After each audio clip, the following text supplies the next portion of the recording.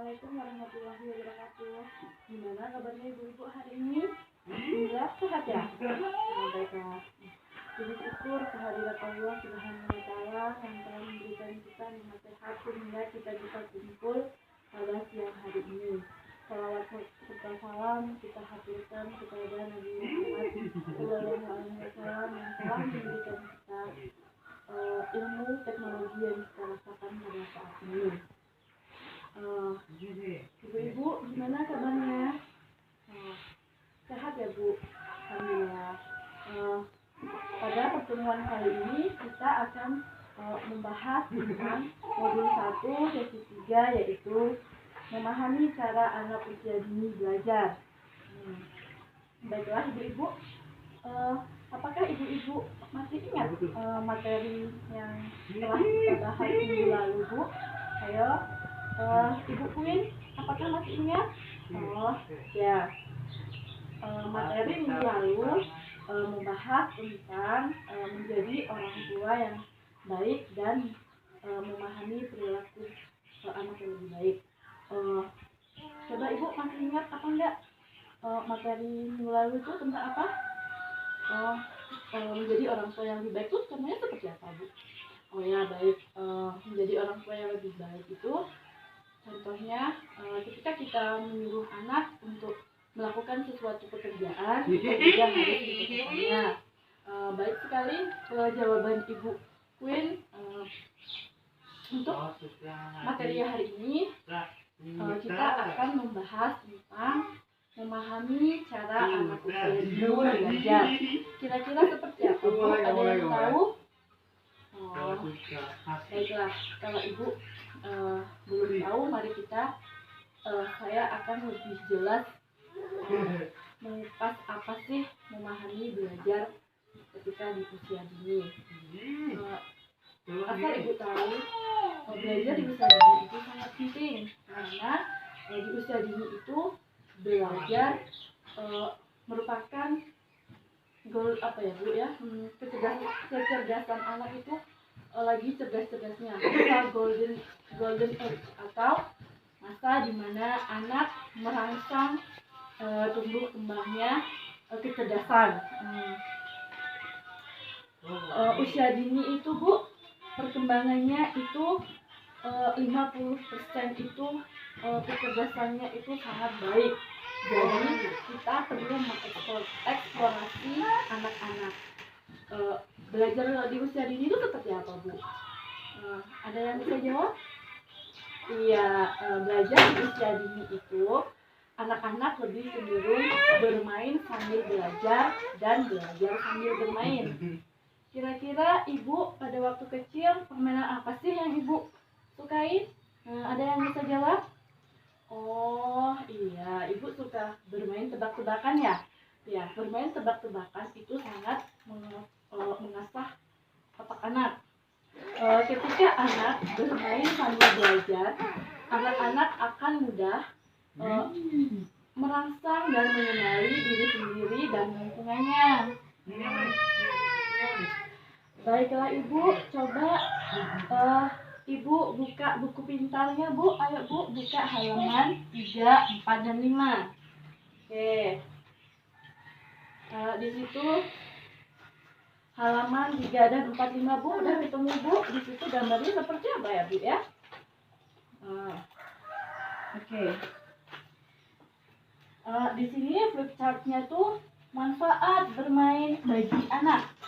Ini Bu, bagi fisik, mengasah kemampuan fisik anak Bu, dan membuat anak sehat. Di sini maksudnya mengasah kemampuan fisik yang sehat itu seperti apa Bu? Oh, contohnya di sini ada bermain bola. Di sini bermain bola. Di sini membahas tentang fisik ya, mengasah kemampuan fisik anak dan membuat anak sehat. Di sini contohnya apa Bu? Ya, bagus sekali. Di sini bermain bola. Ketika anak-anak bermain di lingkungan, anak-anak otomatis akan merangsang atau mengeksplorasi. Mereka akan mengetahui lingkungan di sekitarnya. Jadi ibu-ibu yang punya anak kecil tuh, anak usia dini itu kita harus bisa mengikuti mengasih pelajaran sesuai dengan usianya. Ketika otak anak diasuh, maka akan lebih cenderung lebih cerdas, Bu. Jadi kita sebagai orang tua harus bisa menirukan sesuatu hal yang baik atau mengajarkan hal-hal yang baik. Nah, di sini ya Bu ya, di buku pintar ini ketika anak melakukan sesuatu kebaikan, orang tua sebaiknya memuji anak. Supaya apa Bu? Ada yang bisa jawab? Ketika anak-anak Ibu melakukan sesuatu kebaikan, sesuatu yang Ibu inginkan, apa alasannya Ibu memberikan penghargaan, Bu? Ya, Ibu Rahel bisa memberikan jawabannya. Apa sih keuntungan ketika anak kita melakukan kebaikan, kita memujinya? Baik. Alasannya karena ketika anak kita diberi penghargaan, otomatis anak kita akan senang. Mereka akan terus menerus untuk memotivasi anak-anak ketika melakukan sesuatu yang baik. Oke. Di sini manfaat bermain bagi anak tuh Bu. Di sini di flip chart tuh emosi. Coba Ibu Queen baca. Dari situ kelihatan Bu flip chartnya ya. Baik sekali. Di sini emosi anak merasa bahagia ya Bu ya. Otomatis kalau misalkan orang tua mengajak anaknya bermain, ketika orang tua ibu atau bapaknya mengajak anak-anak bermain, otomatis emosi anak itu akan merasa bahagia, senang. Ketika sesuatu kesenangan, kebahagiaan ketika diterapkan kepada anak, otomatis anak akan bisa menangkap lebih cepat, cenderung menangkap apa yang telah diajarkan kepada orang tuanya. Nah, ini belajar untuk mengekspresikan perasaan.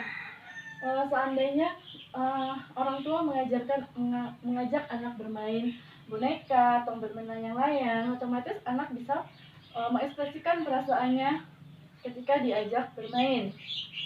Meningkatkan kedekatan hubungan anak dengan teman bermainnya.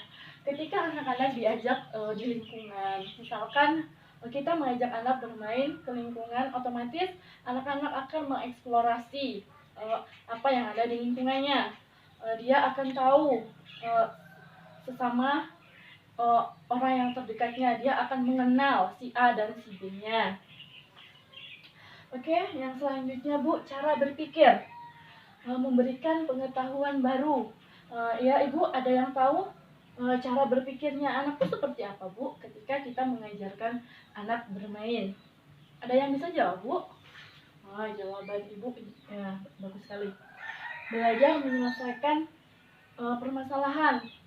Ketika kita mengajarkan anak cara berpikir, otomatis anak tuh akan cenderung mudah menyelesaikan permasalahannya. Gimana ketika mengalami kesulitan, mereka akan bertanya kepada orang tuanya gimana cara menyelesaikan permasalahannya tanpa diiringi rasa marah. Belajar membuat keputusan. Nah, di sini belajar membuat keputusan itu berarti ketika ada permasalahan akan mudah mencari jalan keluarnya. Di sini mengembangkan kreativitas anak. Maksudnya di sini ketika anak-anak bermain akan mengerti, dia tuh akan tahu apa sih yang diajarkan orang tuanya, dia tuh akan mengeksplorasi, dia tuh akan mempunyai aktivitas baru. Nah, untuk yang selanjutnya Bu, coba bisa dibacakan Bu. Siapa yang mau mencoba membacakan ini? Nah, oke. Di sini apa Bu isinya Bu? Memberikan kesempatan mencoba hal baru agar anak mampu menyesuaikan diri dalam masyarakat. Maksudnya di sini seperti apa Bu? Ada yang bisa menjelaskan? Ayo ibu-ibu. Oke.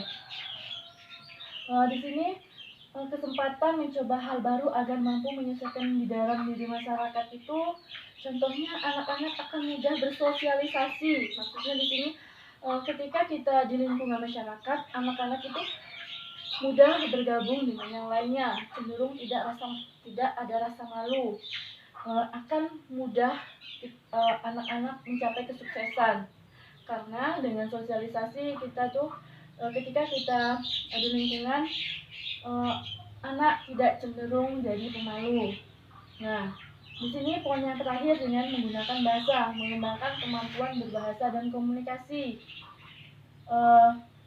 Berarti di sini kalau misalkan kita di lingkungan rumah kita mengajarkan sesuai dengan bahasa ibu atau bahasa daerah. Tapi ketika kita di lingkungan sekolah kita mengajarkan anak-anak dengan bahasa Indonesia. Ibu-ibu, sampai di sini ada yang ditanyakan, Bu? Ada yang bertanya nggak, Bu? Apakah ibu sudah mengerti? Berarti ketika jadi manfaatnya apa, Bu? Bermain bagi anak tadi, Bu? Oke.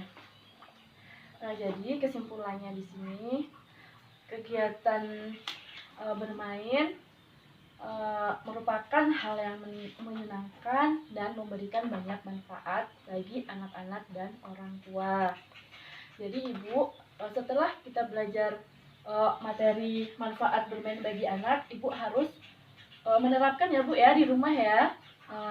Karena di sini kegiatan FDS ini ibu tuh harus menerapkannya di rumah, Bu. Jangan cuma belajar di sini nanti ibu di rumah lupa dengan tanggung jawabnya ibu. Ibu kan sudah belajar, yang tadinya ibu belum mengerti apa sih manfaat bermain bagi anak. Modul 1 kan pengasuhan dan pendidikan anak, jadi sangat penting ya Bu ya. Nah, kuncinya di sini bermain, memahami cara anak usia dini belajar itu. Anak kita cara mengajarinya anak itu dengan cara bermain dan belajar dan bermain agar anak mudah mengeksplorasikan rasa pemikirannya. Karena di usia dini ini anak itu di mana masa kecerdasannya tuh 50% lebih cepat menangkapnya, Bu, dibandingkan dengan usia yang udah puluhan ke atas, Bu. Jadi ibu harus mengajarkan kepada anak-anaknya sesuai dengan yang baik-baik ya Bu ya, yang hal positif. Karena dengan kita mengajarkan sesuatu yang positif, anak akan mudah merangsang. Jadi kalau di usia dini ini harus belajarnya itu sesuai dengan apa yang ada di lingkungannya, mudah mengenali diri di sekitarnya,